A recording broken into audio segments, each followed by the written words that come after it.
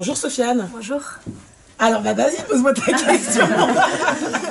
C'est bien parce que tu vois, t'as le casque et le micro et moi voilà. Moi j'ai pas. C'est quoi qui vous a donné envie de faire ce métier-là? Je pense que c'est mon papa qui m'a donné envie de faire animatrice radio. Parce que mon papa écoutait toujours la radio. C'était allumé 24 heures sur 24 à la maison. Et je m'en suis rendu compte au bout de 10 ans. J'ai passé 10 ans sur Radio Nova et un jour je me suis dit mais en fait je crois que j'ai fait ce métier-là parce que je voulais que mon père m'écoute. C'est certainement quelque chose de ce genre-là. Et puis en dehors de ça, c'est vraiment un média qui me plaît parce que tu peux être complètement toi-même, tu peux pas tricher en radio, alors qu'à la télé, je fais aussi de la télé, t'es maquillé, t'es habillé, tu peux un peu tricher. À la radio, si t'es pas sincère, ça s'entend, tes invités le ressentent, toi-même tu ressens aussi la sincérité de tes interlocuteurs. Je trouve que c'est un média vraiment immédiat, qu'on peut, voilà, on peut réagir vraiment sur le vif et être beaucoup plus libre. Moi j'adore vraiment la radio, c'est quelque chose, c'est ce qui m'a amené d'ailleurs à faire d'autres choses après. Donc voilà. Et toi? C'est Mamadou. Mamadou, c'est Mamadou. Ah, tu kiffes la sensation oui. du casque sur les oreilles? Ben ça c'est aussi ce que j'aurais pu te répondre, Sofiane. J'aimais bien l'idée du casque, d'un micro, ça fait classe je trouve. Oui. En fait, à quel âge vous avez voulu faire ça? Alors tu vois, c'est très paradoxal parce que j'ai pas vraiment décidé de faire ça. C'est un peu tombé par hasard. Je cherchais un stage quand je faisais mes études à l'université.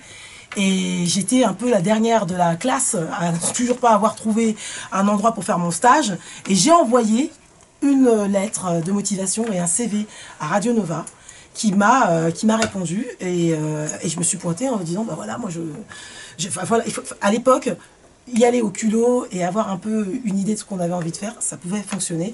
Et ça a été mon cas, j'ai eu de la chance. Je suis rentrée comme stagiaire pour 1 mois et je suis restée 10 ans.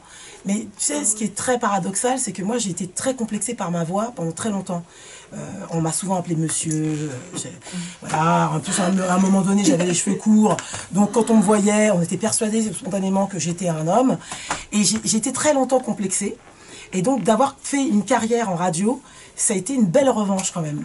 Tu vois, je me dis qu'il y a voilà, il y a ce qu'on appelle des petits défauts qu'il faut en fait cultiver et en faire sa force.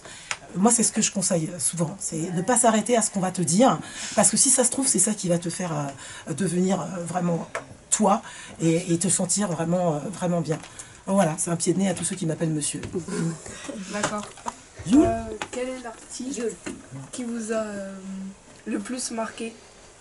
Alors, l'artiste qui m'a le plus marqué, c'est un chanteur qui s'appelle Michael Franti, qui la première fois, bon, il chante, c'est un chanteur de reggae, mais il y en a plusieurs qui m'ont marqué, mais lui, je me souviens encore de la sensation, je l'attendais pour une interview, le gars est arrivé pieds nus. Et Michael Franti, si vous allez si vous vous renseignez sur internet, vous verrez que c'est quelqu'un qui marche pieds nus depuis des années.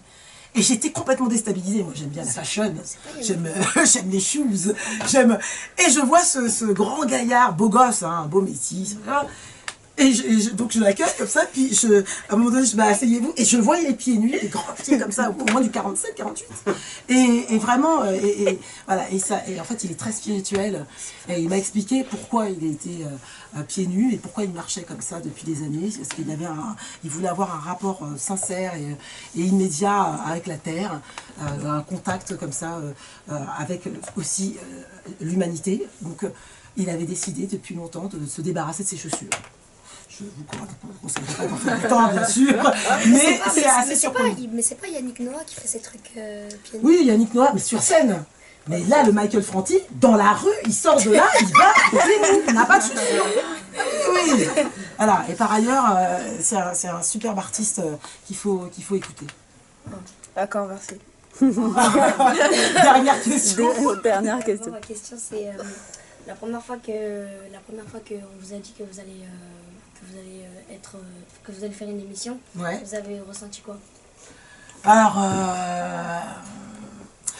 Ça dépend, parce qu'en fait, il y a eu plusieurs étapes. Comme je suis allée sur 3 radios différentes, j'ai fait ma carrière, j'ai commencé donc sur Radio Nova, après je suis partie sur Europe 1 où je présentais le Top 50, et puis je suis arrivée à France Inter. Mais la première fois qu'on m'a dit que j'allais faire une émission, je l'ai su, comment te dire, en fait je suis rentrée dans le studio, j'avais pas vu que c'était rouge, et j'ai commencé à tchatcher. Hé les gars, vous savez pas ce que j'ai vu hier? Ils étaient en direct, c'était la matinale, ça s'appelait Jamais sans mes fibres. Et ils m'ont fait un signe, t'es en direct et tout. Et j'ai rebondi, j'ai improvisé, genre tout va bien, mais oui, je sais. Et du coup, c'est ça qui a donné l'idée à mon boss de me donner une émission. C'est paradoxal, mais c'est par une erreur que, voilà, donc j'étais hyper surprise, mais j'ai dû même arrêter mes plans, parce qu'à l'époque, j'étais étudiante, et l'été, j'étais animatrice pour les enfants. Je partais en colo avec des jeunes de votre âge, et j'ai dû annuler parce qu'en fait, à Nova, ils m'ont dit, mais tu vas faire cet été, tu commences sur la grille, quoi. Et donc, une grande peur, et une grande joie aussi. Et je pense que comme je ne l'avais pas prévu, bah, je suis allée un peu en détente, quoi, dans cette aventure de radio. C'était pas prévu, moi je voulais pas spécialement devenir animatrice radio. Et voilà, donc c'est ça, je dirais, de la peur, de l'excitation, et puis au final, voilà, une grande joie, quoi. Et est-ce que c'est devenu une passion? Ah ouais. C'est-à-dire qu'en plus, pour avoir fréquenté d'autres médias, presse écrite, télé, vraiment, je retourne toujours sur la radio. Ça reste vraiment mon cœur de cible. Voilà, j'adore l'ambiance des studios, j'adore avoir des artistes. Je déplore qu'il y ait de plus en plus de caméras dans les studios de radio, parce qu'en fait, moi, on m'a tout sorti quand j'ai commencé la radio. On me voyait blonde, petite, bouboule. Les gens, tu vois, tu leur donnes un imaginaire, rien que par ta voix, ils se font un film, et parce que tu leur racontes, et donc ils peuvent te voir complètement différemment de ce que tu es. Et maintenant, le fait qu'il y ait des caméras dans les studios de radio, je trouve que ça enlève un peu du charme de ce mystère. Moi, j'adore les voix. Donc, une voix et un physique, pour moi, ça n'a rien à voir. À la rigueur, j'ai l'impression qu'aujourd'hui, on fait plus de la télé-radio, quoi, la radio-télé. Je trouve ça un peu dommage. Moi, j'essaye de conserver, en fait, cette espèce d'intimité des studios. J'aime quand il n'y a pas forcément de retransmission sur les Facebook Live et tout ça. J'ai envie de garder cette possibilité de donner un imaginaire aux auditeurs.